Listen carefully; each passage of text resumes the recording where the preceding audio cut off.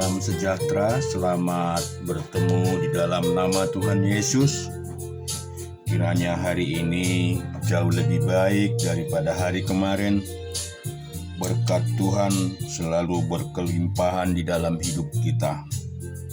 Kita mau baca dan renungkan firman Tuhan di 2 Petrus pasal yang ketiga.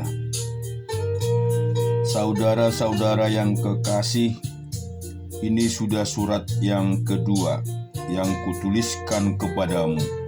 Di dalam kedua surat itu aku berusaha menghidupkan pengertian yang murni oleh peringatan-peringatan, supaya kamu mengingat akan perkataan yang dahulu telah diucapkan oleh nabi-nabi kudus, dan mengingat akan perintah Tuhan dan juru selamat yang telah disampaikan oleh rasulmu kepadamu. Yang terutama harus kamu ketahui ialah bahwa pada hari-hari zaman akhir akan tampil pengejek-pengejek dengan ejekan-ejekannya, yaitu orang-orang yang hidup menuruti hawa nafsunya. Kata mereka, di manakah janji tentang kedatangannya itu? Sebab sejak bapa-bapa leluhur kita meninggal, segala sesuatu tetap seperti semula pada waktu dunia diciptakan. Mereka sengaja tidak mau tahu bahwa oleh firman Allah langit telah ada sejak dahulu, dan juga bumi yang berasal dari air dan oleh air, dan bahwa oleh air itu bumi yang dahulu telah binasa dimusnahkan oleh air bah, tetapi oleh firman itu juga langit dan bumi yang sekarang terpelihara dari api dan disimpan untuk hari penghakiman dan kebinasaan orang-orang fasik. Akan tetapi saudara-saudaraku yang kekasih, yang satu ini tidak boleh kamu lupakan, yaitu bahwa di hadapan Tuhan satu hari sama seperti 1000 tahun, dan 1000 tahun sama seperti satu hari. Tuhan tidak lalai menepati janjinya, sekalipun ada orang yang menganggapnya sebagai kelalaian, tetapi ia sabar terhadap kamu, karena ia menghendaki supaya jangan ada yang binasa, melainkan supaya semua orang berbalik dan bertobat. Tetapi hari Tuhan akan tiba seperti pencuri. Pada hari itu langit akan lenyap dengan gemuruh yang didahsyatkan, dan unsur-unsur dunia akan bangun dalam nyala api, dan bumi dan segala yang ada di atasnya akan hilang lenyap. Jadi jika segala sesuatu ini akan hancur seperti demikian, betapa suci dan salehnya kamu harus hidup, yaitu kamu yang senantiasa dan mempercepat kedatangan hari Allah. Pada hari itu langit akan binasa dalam api, dan unsur-unsur dunia akan hancur karena nyalanya. Tetapi sesuai dengan janjinya, jika menantikan langit yang baru dan bumi yang baru, di mana terdapat kebenaran. Sebab itu saudara-saudaraku yang kekasih, sambil menantikan semuanya ini, kamu harus berusaha supaya kamu kedapatan tak bercacat dan tak bernoda di hadapannya dan perdamaian dengan Dia. Anggaplah kesabaran Tuhan kita sebagai kesempatan bagaimana untuk beroleh keselamatan, seperti juga Paulus saudara kita yang kekasih telah menulis kepadamu menurut hikmat yang dikaruniakan kepadanya. Hal itu dibuatnya dalam semua suratnya apabila ia berbicara tentang perkara-perkara ini.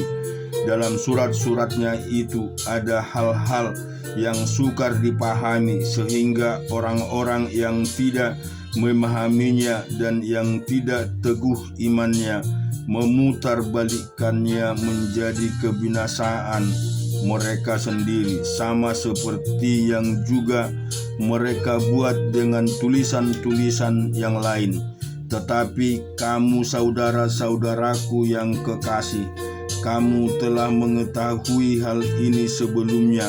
Karena itu waspadalah supaya kamu jangan terseret ke dalam kesesatan orang-orang yang tak mengenal hukum, dan jangan kehilangan peganganmu yang teguh, tetapi bertumbuhlah dengan kasih karunia dan dalam pengenalan akan Tuhan dan Juru Selamat kita Yesus Kristus. Baginya kemuliaan sekarang dan sampai selama-lamanya.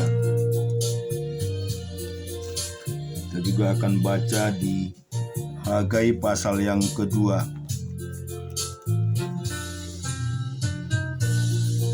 Pada tahun yang kedua zaman Raja Darius, dalam bulan yang ke-7, pada tanggal 2 bulan 1 bulan itu, datanglah firman Tuhan dengan perantaraan Nabi Hagai, bunyinya, katakanlah kepada Zerubabel bin Syaltiel bupati Yehuda dan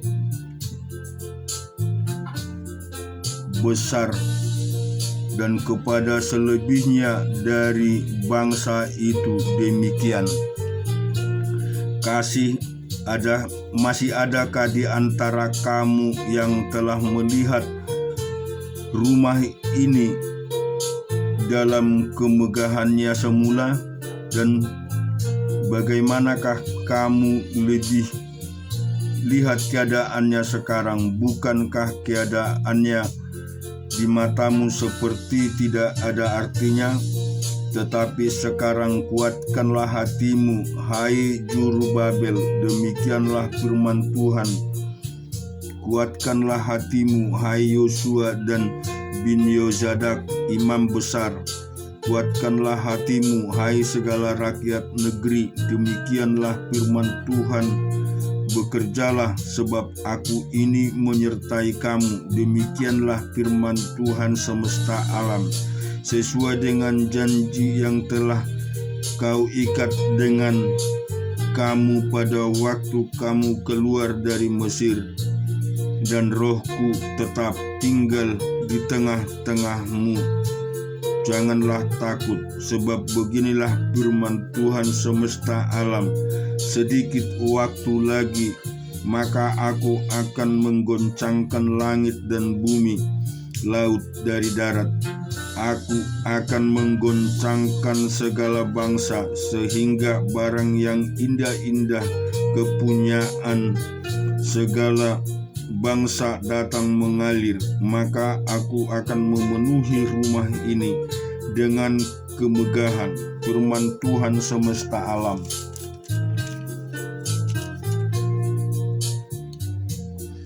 Kepunyaankulah perak dan kepunyaankulah emas, demikianlah firman Tuhan semesta alam.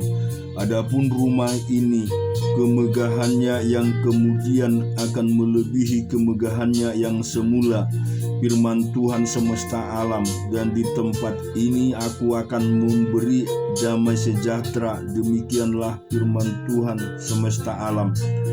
Pada tanggal 24 bulan yang ke-9, pada tahun yang kedua zaman Darius, datanglah firman Tuhan kepada Nabi Hagai, bunyinya, beginilah firman Tuhan semesta alam itu, tanyakanlah pengajaran kepada para imam.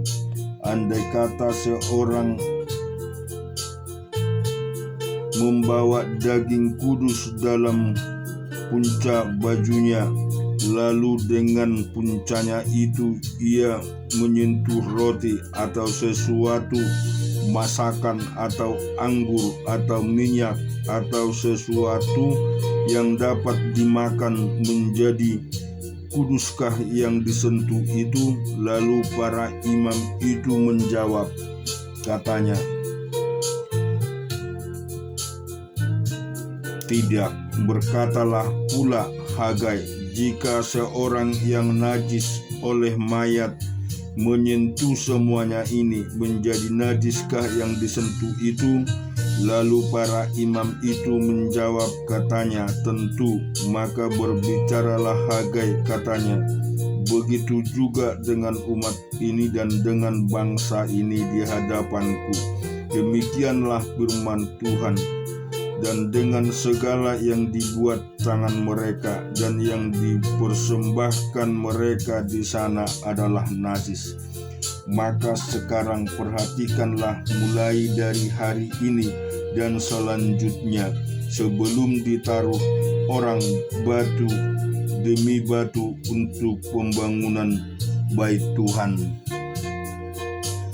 Bagaimana keadaanmu ketika orang pergi melihat suatu rimbunan gandum yang seharusnya sebanyak 20 gantang, hanya ada 10, dan ketika orang pergi ke tempat pemerasan anggur untuk mencedok 50 takar, hanya ada 20. Aku telah memukul kamu dengan hama dan penyakit gandum dan segala yang dibuat tanganmu dengan hujan batu, namun kamu tidak berbalik kepadaku. Demikianlah firman Tuhan.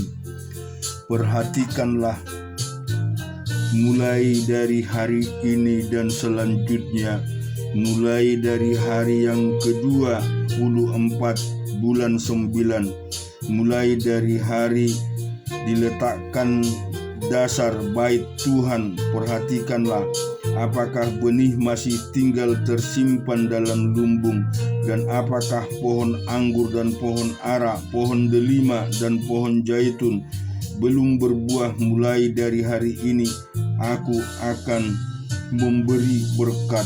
Maka datanglah firman Tuhan untuk kedua kalinya kepada Hagai pada tanggal 24 bulan itu, bunyinya, katakanlah kepada Zerubabel bupati Yehuda, beginilah aku akan menggoncangkan langit dan bumi dan akan menunggang-balikkan tahta raja-raja. Aku akan memunahkan kekuasaan kerajaan bangsa-bangsa dan akan menjungkir balikkan kereta dan pengendara kuda, dan pengendaranya akan mati rebah masing-masing oleh pedang temannya.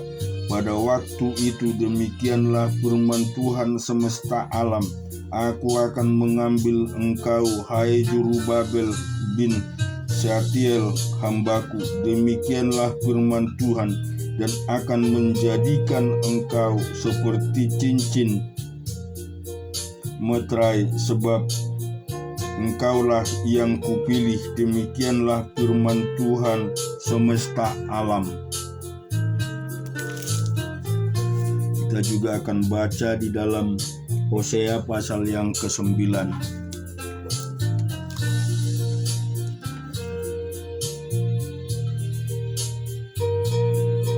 Janganlah bersukacita, hai Israel, janganlah bersorak-sorak seperti bangsa-bangsa, sebab engkau telah berzinah dengan meninggalkan Allahmu. Engkau telah mencintai upah sundal di segala tempat pengirikan gandum. Tempat pengirikan gandum dan tempat pemerasan anggur tidak akan memberi mereka makan, dan anggur akan mengecewakan mereka. Mereka tidak akan tetap diam di taman Tuhan. Mereka tidak akan tetap diam di tanah Tuhan, tetapi Efraim harus kembali ke Mesir dan Asyur. Mereka akan memakan makanan najis. Mereka akan mempersembahkan korban curahan anggur kepada Tuhan, dan korban-korban sembelihan mereka tidak akan menyenangkan hatinya. Roti mereka adalah seperti roti perkabungan. Semua orang yang memakannya akan menjadi najis, sebab roti mereka adalah untuk dirinya sendiri, tidak boleh dibawa ke dalam rumah Tuhan. Apakah yang hendak kamu perbuat pada waktu pertemuan raya dan pada waktu hari raya Tuhan? Sebab walaupun mereka mengelakkan diri dari pemusnahan, Mesir akan mengumpulkan mereka, Memphis akan menguburkan mereka, rumput akan menutupi barang-barang perak mereka yang berharga. Onak akan tumbuh dalam kemah-kemah mereka. Sudah datang hari-hari penghukuman, sudah datang hari-hari pembalasan. Israel akan mengalaminya. Nabi adalah seorang fadir, orang yang penuh roh adalah orang gila. Oleh karena besarnya kesalahanmu dan besarnya permusuhan, Efraim umat Allahku sedang mengintai nabi. Jerat menangkap burung ada di sepanjang jalannya. Permusuhan ada di rumah Allah. Busuk sangat perbuatan mereka seperti pada hari-hari Gibea. Ia akan mengikat kesalahan mereka dan akan menghukum dosa mereka. Seperti buah-buah anggur di padang gurun, aku mendapati Israel dahulu. Seperti buah sulung sebagai hasil pertama pohon ara, aku melihat nenek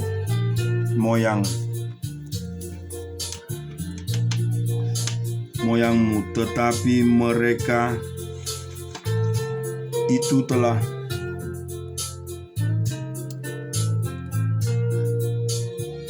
pergi kepada Baal-peor dan telah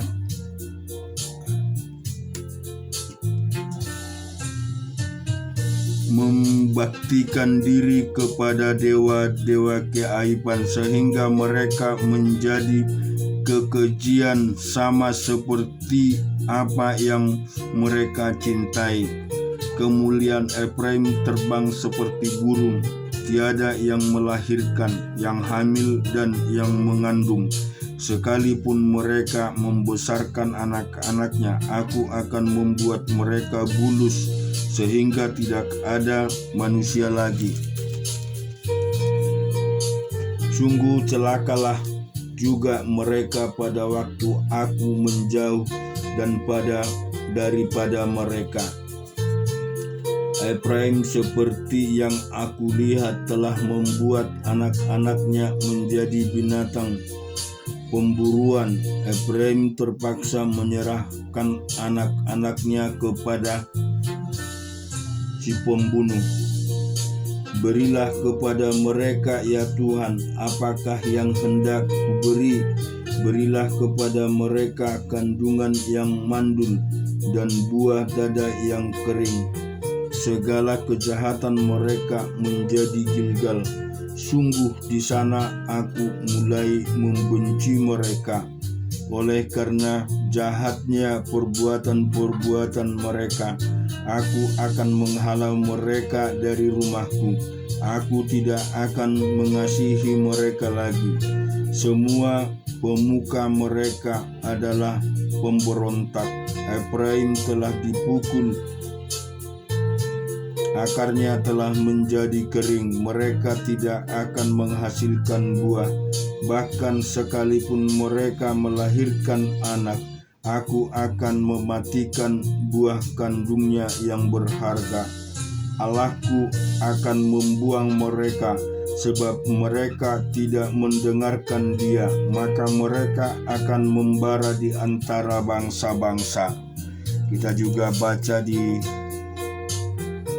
1 Tawarik pasal 2 ayat 1-25.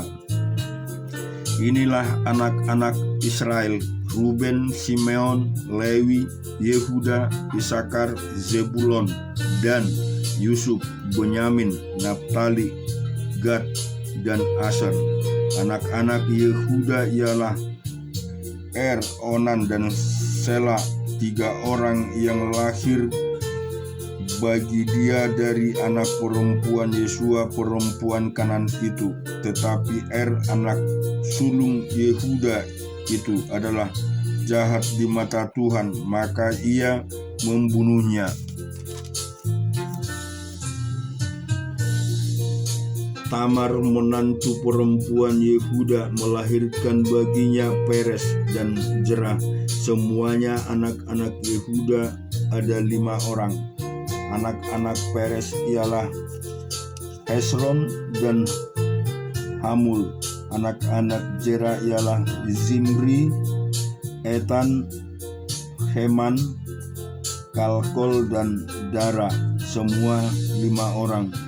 Keturunan Karmi ialah Ahar yang mencelakakan orang Israel karena ia telah taat dalam hal barang-barang yang dikuduskan itu. Keturunan Etan ialah Azaria. Anak-anak yang lahir bagi Hesron ialah Yera, Masel, Ram, dan Ketubai. Ram memperanakkan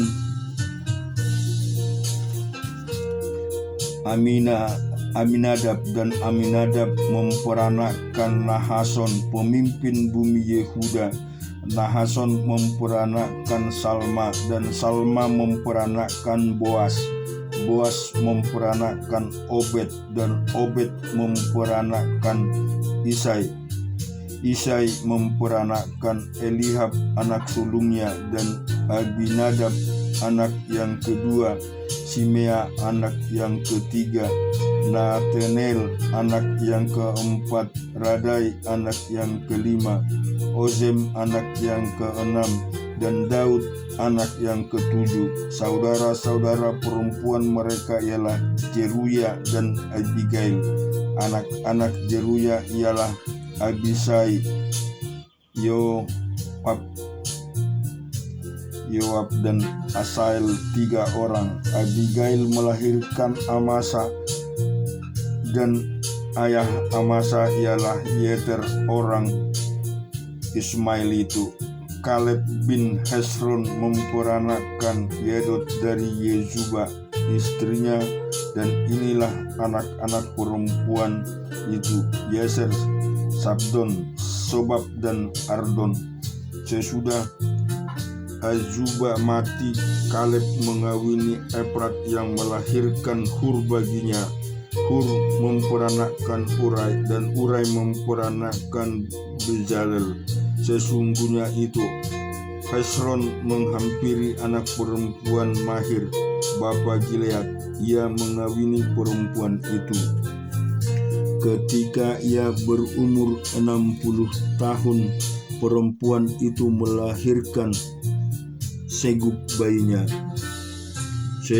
Segub memperanakkan Yair yang mempunyai 23 perkampungan di tanah Gilead. Tetapi Gesur dan Aram memerhut Hayot Yair daripada mereka. Juga Kanat dan tempat-tempat jajahannya, 60 perkampungan. Itulah semuanya keturunan Mahir bapa Gilead. Sesudah Hesron mati, Kaleb menghampiri Efrata. Dia adalah istri Hesron ayahnya. Maka perempuan itu melahirkan baginya Asyur bapa Tekoa. Anak-anak Yeramel anak sulung Hesron ialah Ram, anak sulung Buno, Oren, Ozem, dan Ahia. Amin. Tuhan memberkati kita semua.